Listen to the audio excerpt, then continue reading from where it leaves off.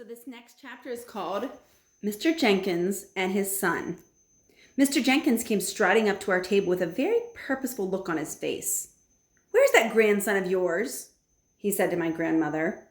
He spoke rudely and looked very angry. My grandmother put on her frostiest look but didn't answer him. "My guess is that he and my son Bruno are up to some devilment," said Mr. Jenkins. "Bruno hasn't turned up for his supper, and it takes a lot for that boy to miss his food. I must admit he has a very healthy appetite," said my grandmother.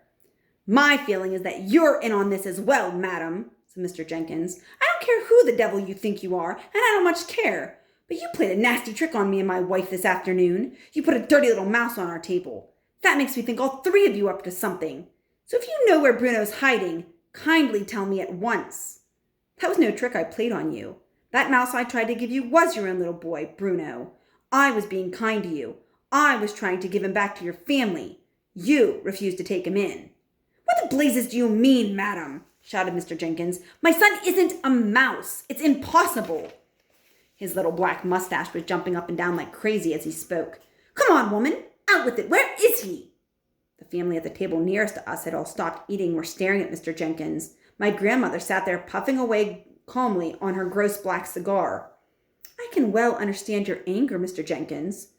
Any other English father would be just as cross as you are.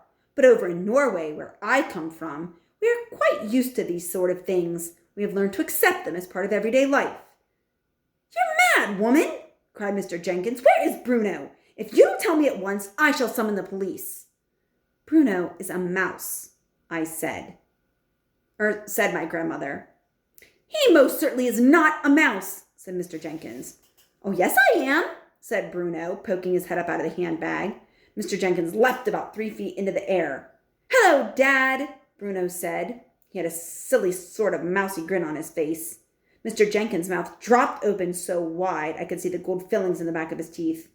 "Don't worry, Dad," Bruno said. "It's not as bad as all that, just as long as you don't let the cat get me." "Bruno," stammered Mr. Jenkins. "No more school," said Bruno, grinning a broad and asinine mouse grin. "No more homework. I shall live in the kitchen cupboard and feast on raisins and honey."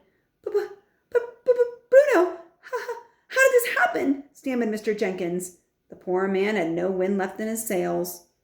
"Witches," my grandmother said. "The witches did it." "Well, I can't have a mouse for a son," cried Mr. Jenkins. "When you've got one," said my grandmother. "Be nice to him, Mr. Jenkins." "My wife will go crazy. She can't stand the things." "She'll just have to get used to him," my grandmother said. "I hope you don't keep a cat in the house." "But we do, said Mr. Jenkins. "Topsy is my wife's favorite creature." "And you'll just have to get rid of little Topsy," said my grandmother. "Your son should be more important than your cat." "We certainly is," said Bruno. "You tell Mom she's got to get rid of Topsy before I can come home." By now, half the dining room was watching our little group. Knives and forks and spoons had been put down all over the place, and heads were turning around to stare at Mr. Jenkins. They couldn't see Bruno or me because we were tiny, and they were probably wondering what all the fuss was about. "By the way," my grandmother said, "would you like to know who did this to him?" There was a mischievous little smile on her face, and I could see she was about to get Mr. Jenkins into trouble. "Who?" he said. "Who did this?" "That woman over there," my grandmother said. "The small one in the black dress at the head of that long table." "No, she's head of the RSPCC. She's the chairwoman," said Mr. Jenkins. "Oh, no, she's not," said my grandmother. "She is the Grand High Witch of all the world." "You mean she did it? That skinny, pretty little woman over there?" said Mr. Jenkins, pointing with his long finger. "Well, golly, I'll have my lawyers on her for this. She'll pay through the nose." "Oh, I wouldn't do anything too rash," said my grandmother. "That woman has magic powers. She might decide to turn you into something even sillier than a mouse. A cockroach, perhaps."